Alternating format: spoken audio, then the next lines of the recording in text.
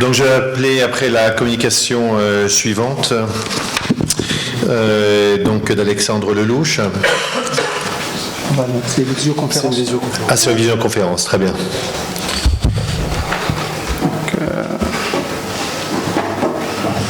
Vous avez vu que je ne me suis pas risqué à le dire en anglais. C'est pour ça que je vous l'avais laissé. C'est pour ça que je m'en tire comme ça aussi. Est-ce que tu veux ça fait ça. Ouais.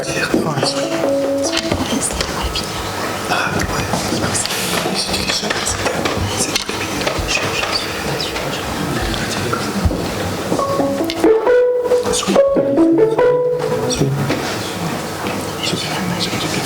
Bonjour Monsieur Lelouch. Bonjour. Vous m'entendez bien? Ouais, je vous entends, vous ne voyez pas, mais je vous entends. Vous ne me voyez pas? Très bien.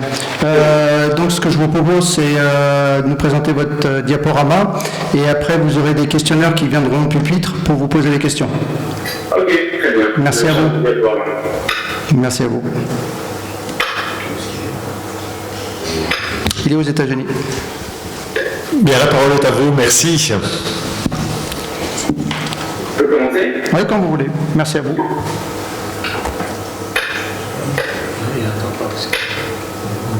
Bonjour à tous, je vais vous présenter un protocole d'induction de tolérance sur les greffes tissus composés sur le cochon. Tout d'abord, qu'est-ce que les allotransplantations de tissus composés? C'est un bloc d'unités fonctionnelles composant différents types de tissus, allant de la peau, le muscle, l'os. Tout ça est ridiculisé par l'artère et la veine. L'indication principale, c'est les pertes de substances complexes pour lesquelles on n'a pas de chirurgie, pour lesquelles la chirurgie autologue, chirurgie conventionnelle n'est pas suffisante. Donc quelques chiffres sur les allotransplantations de tissus composés. On a eu 44 transplantations de face au cours des 20 dernières années, avec la première en 2005, 120 transplantations de main avec la première le plus succès dans les années 80, en 98, avec le couple de Lyon. Donc en tout, on a près de 150 greffes de tissus composites. Voici un exemple d'une greffe bilatérale de main qui a été réalisée en 2016 par une équipe conjointe de l'HGP et de Philadelphie. Et aussi, voici en 2018, une des dernières greffes de face qui a été réalisée avec les dernières technologies utilisant la technologie de coupe, pour lequel on a ce genre de résultats. Le problème, c'est qu'on a trois principaux problèmes dans cette chirurgie. Le premier, c'est le rejet aigu. 90% des patients développent un épisode de rejet aigu au cours de la première année. La peau est extrêmement immunogénique comparée aux autres organes. Par exemple, si on compare aux greffes de rein, aux greffes de foie, on a 10% de rejet aigu la première année. Et on a 56% qui développent de multiples épisodes menant vers l'allosensibilisation. Heureusement, on a des traitements pour ça, pour lesquels on utilise des stéroïdes et d'autres traitements pour pouvoir arrêter le processus du rejet aigu. On a un autre problème qui s'appelle le rejet chronique. Le rejet chronique est défini par une prolifération myo-incimale avec un effacissement de la paroi des vaisseaux menant vers l'ischémie du greffon. Les images sont plus parlantes. Voici ce patient qui a été opéré en 2010 dans notre équipe. Voici résultat à 5 ans. Il a commencé à développer un rejet chronique avec une infiltration entière du greffon menant vers sa nécrose totale et qui nous a fait obliger à avoir une dépose du lambeau. Et donc, et pourtant, on n'a pas de traitement actuel. Et donc, on a pu faire, avec l'équipe du professeur Lange, le premier cas de retransplantation de face en 2018. Donc, c'est la première fois qu'un patient a été regreffé. Et enfin, le dernier problème, c'est les effets secondaires systémiques du traitement immunosuppresseur au long cours. La littérature abonde en ce sens, grâce surtout aux transplantations comme le foie et le rein, avec le diabète, les néphrotoxicité, etc. Mais on a quand même des patients comme ceux-ci qui demandent où la chirurgie conventionnelle ne marche pas, n'est pas suffisante. Donc, tout ça c'est pour introduire le besoin urgent d'introduire des protocoles qui permettent de diminuer, d'éviter le rejet immunitaire. Et là, je vais vous présenter comme stratégie le chimérisme. Donc, vous avez ici le donneur en violet et le receveur en rouge. Le donneur, il va donner sa main et sa moelle osseuse au receveur. On espère développer un état de chimérisme qui est la coexistence de ces donneuses et receveuses chez le même organisme et qui pourrait amener vers la tolérance.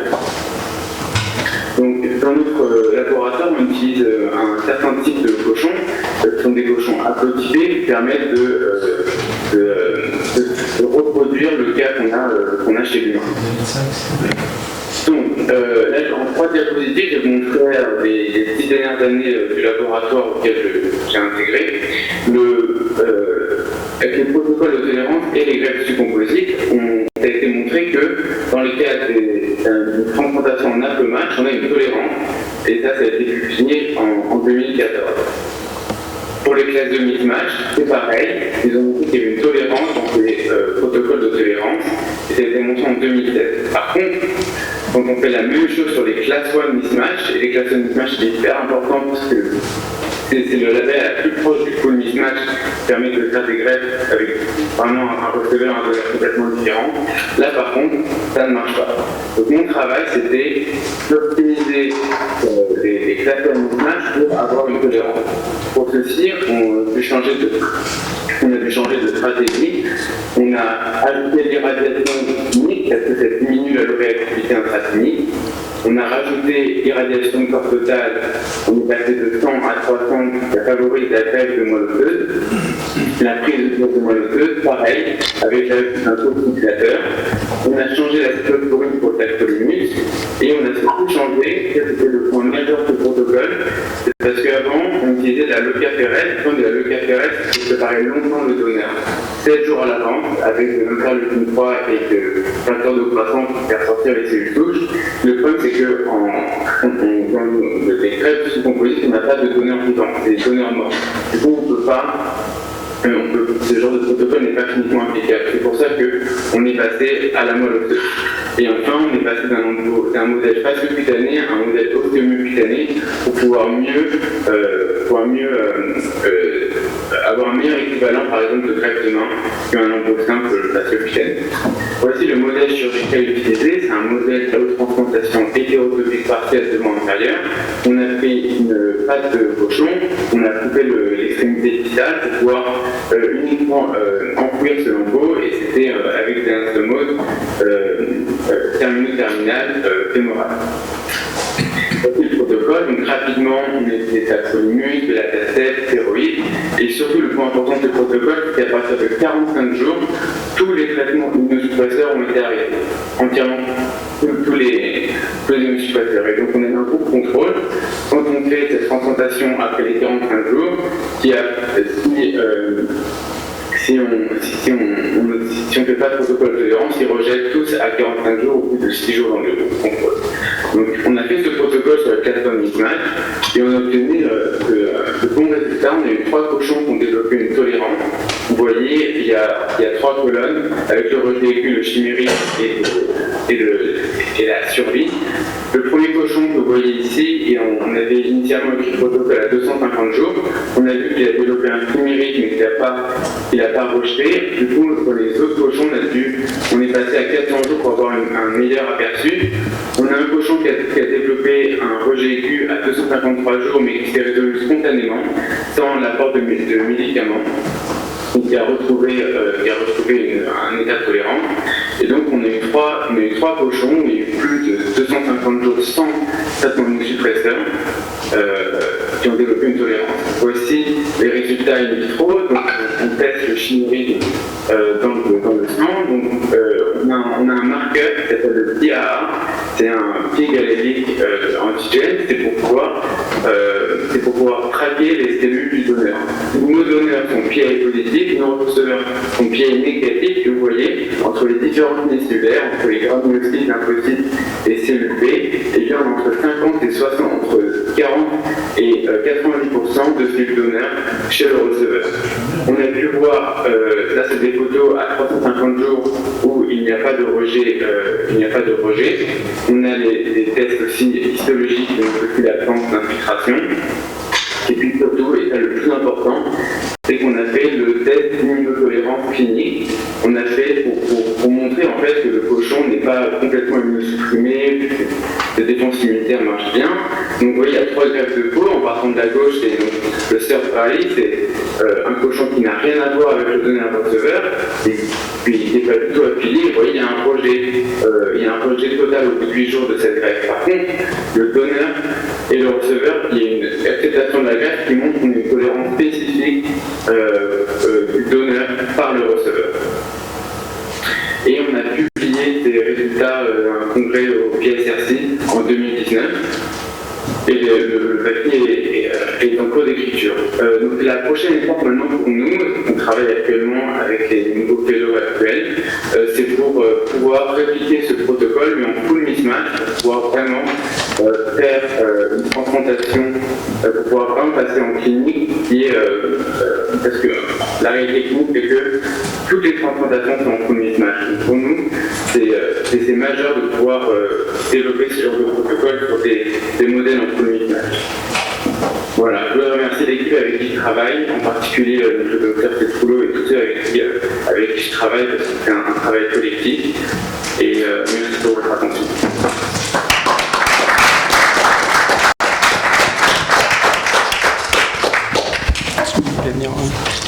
Merci, M. Lelouch.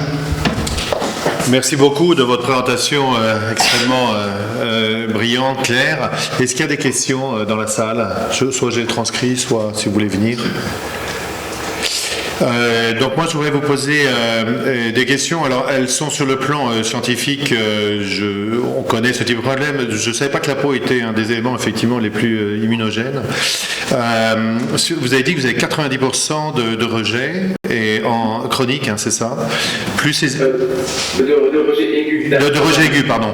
Et combien sont contrôlés en fait in fine de stabilité parmi les 150 cas que vous avez? Donc à partir des 150 cas, ces chiffres en fait viennent du report international des BCIEC dans tout le monde qui a été publié en 2017. Bon, après tous les 2 ans, il y a une publication sur ça.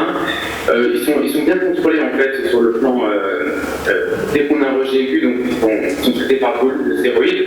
Le problème qu'on a de ça, c'est que on a eu beaucoup en particulier sur les mains, c'est des greffes de mains où il y a plus de cas, il y a 120 cas, et il y a eu beaucoup de mains qui ont été amputées. Et est-ce qu'on a oui, c'est très intéressant parce qu'on sait très bien de toute façon qu'il y a énormément sur les terrains qui sont inconnus et sur lesquels il faut progresser, mais finalement on arrive à un taux, j'ai l'impression, qui est très important d'échec entre guillemets, sinon ça peut être des cancers, etc. Donc ça pose la question, c'est une question qui est posée, on est là pour poser des questions, mais moins scientifique, plus empathique. Est-ce que ça vaut le coup de continuer quand on voit les photos que vous avez montrées, parce que deviennent ces gens et comment gère-t-on ces gens? Même c'est inimaginable, même psychologiquement. Hein. Je parle là, on part de la science et on va vers l'empathie. Mais ça, c'est la première question. Est-ce que ça vaut le coup?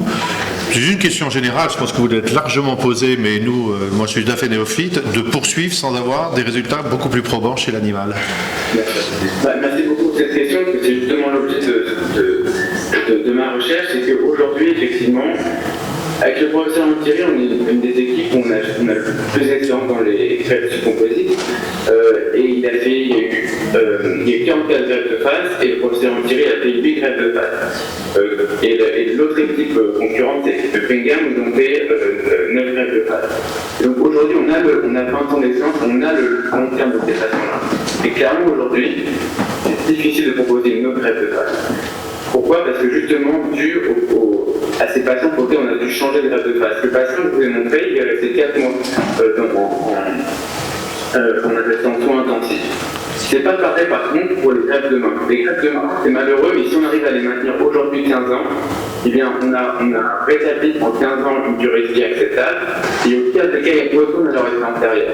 Il n'y a pas les coups pour les faces. Il ne faut pas que un état antérieur.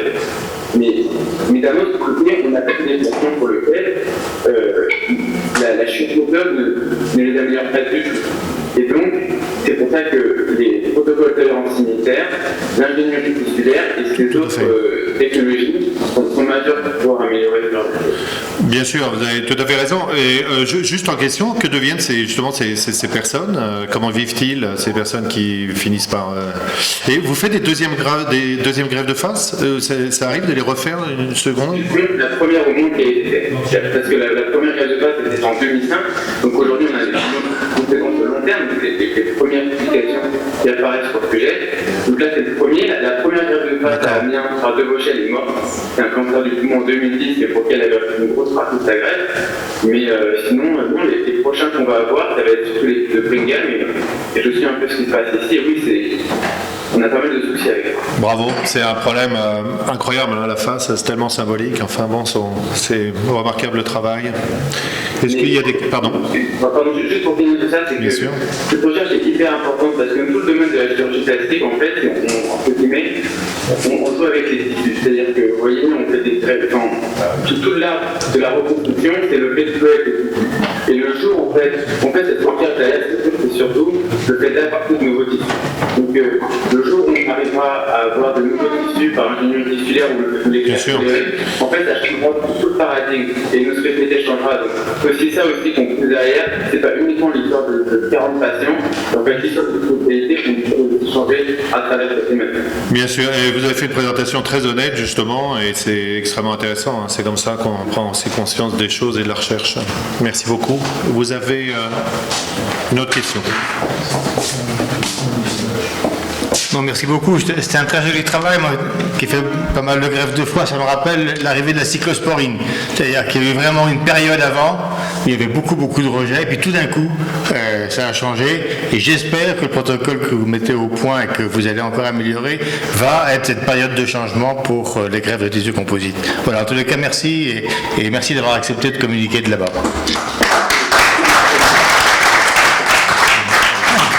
Merci. À bientôt. Bonne journée à vous.